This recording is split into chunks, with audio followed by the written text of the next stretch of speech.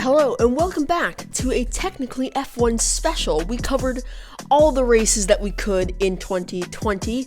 It's now time to cover testing in 2021. Now, lots of interesting things happened in testing. Going into testing, I was dreading it because I was like, oh god, Mercedes is going to assert their dominance in the ugliest F1 car known to mankind.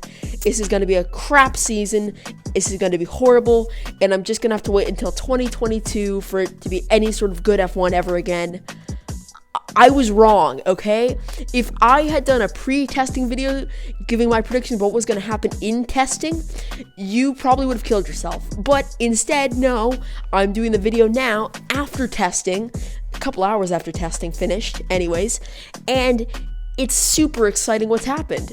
First thing to mention of note, let's just get straight into it anyways, is Red Bull. They're actually fast. Who would have guessed? Not me, anyways. But the interesting thing about their speed is that it's not just with one driver. Perez was the fastest in the morning, meaning that the Red Bull driver curse is gone, or as gone as it can be, because Perez was speedy today, and Verstappen set the fastest time of the day.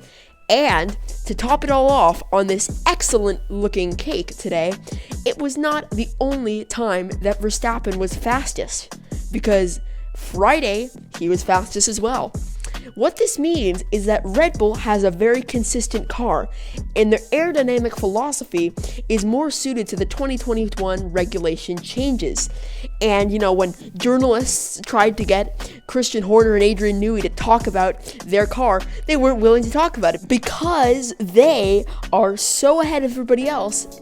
They don't want people to know how far ahead they are. I mean, the car looks fast. There's only been like one or two spins, and Bahrain is such a power-sensitive track where you'd be expecting a lot of spins. It looks great for Red Bull at the moment. Now, Mercedes has done very fast recovery jobs, so it's a possibility that Mercedes could win this championship.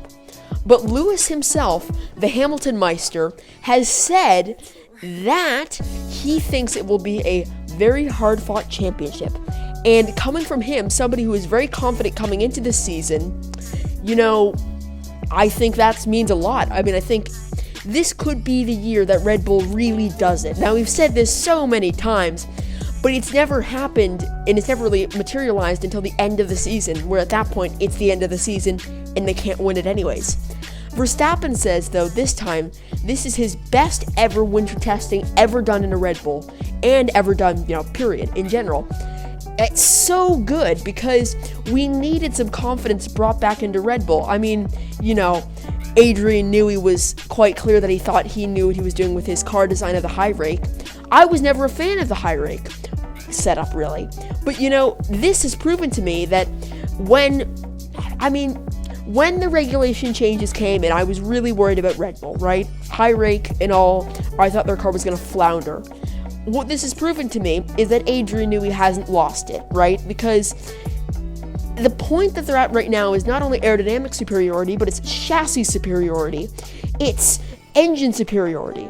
I don't know what they've done, but they've done something incredible, and it not only is Adrian Newey, but it's everybody working in perfect harmony like they should be. This is so exciting. But let's talk about some other teams. First of all, I'd like to talk about Aston Martin. They look really spooked. Oh my god, it's really weird for them because, I thought they would be completely on top of it. I thought they'd be flattening McLaren. Vice versa, though, because McLaren is flattening them in Alpine. They have no chance from what it looks like in testing. This is great. I mean, Drive to Survive will have real trouble communicating this sort of drama at the beginning of the season. This is more dramatic than any season of Drive to Survive. This is amazing. Now, I'd like to talk about Williams, because when I made my predictions video and I put them in 7th, that got a lot of comments thrown at me. And, 90% of them were not great comments. So, ooh.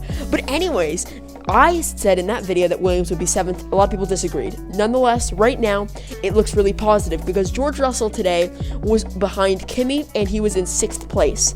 That is excellent. He was ahead of some of the works Ferrari cars. He was ahead of Charles Leclerc, who is considered to be, one of the better drivers at Ferrari right now. But I want to talk about Carlos Sainz as well because he was also ahead of Charles Leclerc. And that was very interesting to see today. It almost looks as though Leclerc is being beaten, considerably by a margin by Sainz, which is something that really surprised me. I thought Sainz was going to be, as I sort of say, trounced by Leclerc. Instead, no. But I think that's it's an interesting omen for Ferrari's season. Things may not be going to Binotto's plans. Anyways, Ferrari, although their engines look solid, the car, again, does not look solid with Sainz spinning today. And even though he was ahead of Leclerc, he didn't look 100% on it today. I'm not even sure if this is 100% Sainz. I don't know if Sainz is, 100% where he'd like to be right now. So, only he knows that really, but even so, it's very interesting and worrying for the Ferrari fans. I thought they would be, much faster than they are, but they're not. Now, shall we go and see the times today? Yes, why don't we? Now, the 2021 cars are dipping under the 1 minute 30 second times in the Bahrain track, which is very good, very interesting. They're pretty close to where they were last year, a little bit slower, but nonetheless, they're pretty close. And I think that's positive for the engineers. They've done a very solid job trying to get them back to the places that they were at the end of 2020. And overall, with the leader of the day, as I mentioned previously, being Verstappen, then, very solid time, 1:28 there. Hamilton was over a second behind him. Bottas in 7th place today. I'd like to quickly mention Hamilton. He's been very unfocused, I'd say. He really should be not staying in his lane, but the contract, it seems that so many things have distracted Hamilton that he can't stay on topic, he cannot stay on task, because not only that, it seems that, he tried to create his own seat this year. It didn't work. It derailed him on Friday, and then it slowed him down on Saturday. Sunday, today, he got his best time in, still a second behind the Red Bulls. I think he could have put himself in this position. Is it time for him to retire? I have no clue. But I'd like to talk about Kimi Raikkonen because he did an excellent job today. And guess where he placed? That's right, he placed 5th.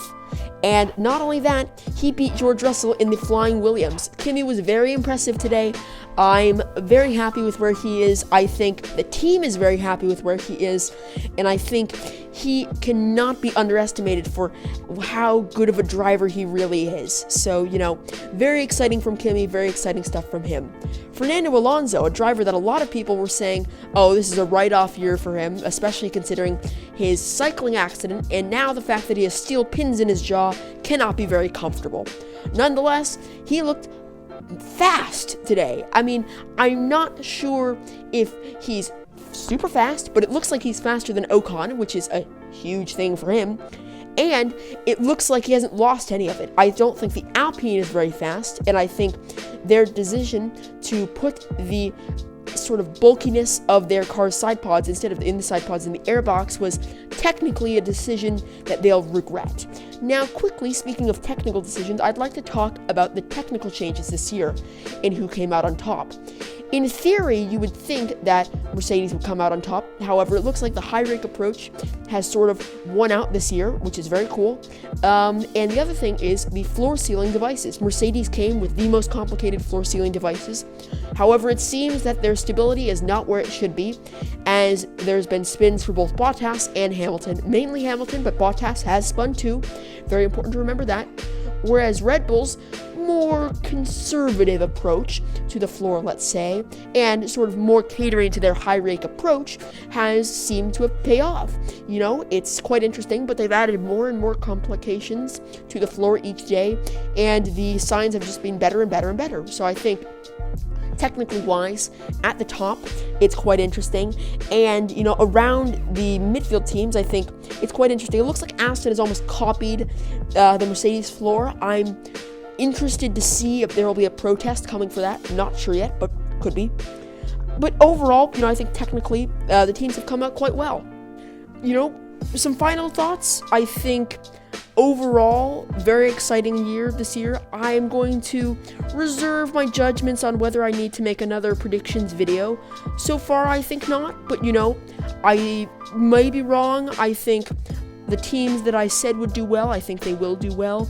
The only big exception will be Red Bull. I think Red Bull will fare much better than I said they will, and I think Mercedes will fare worse. So I would actually switch their places. I think it's possible that with the way McLaren's doing and the way Daniel Ricciardo was setting his very fast times today, it's very methodical, I think that they could switch places, Red Bull and Mercedes. That is all that I have to really say about the testing, but I'd like to know what you think.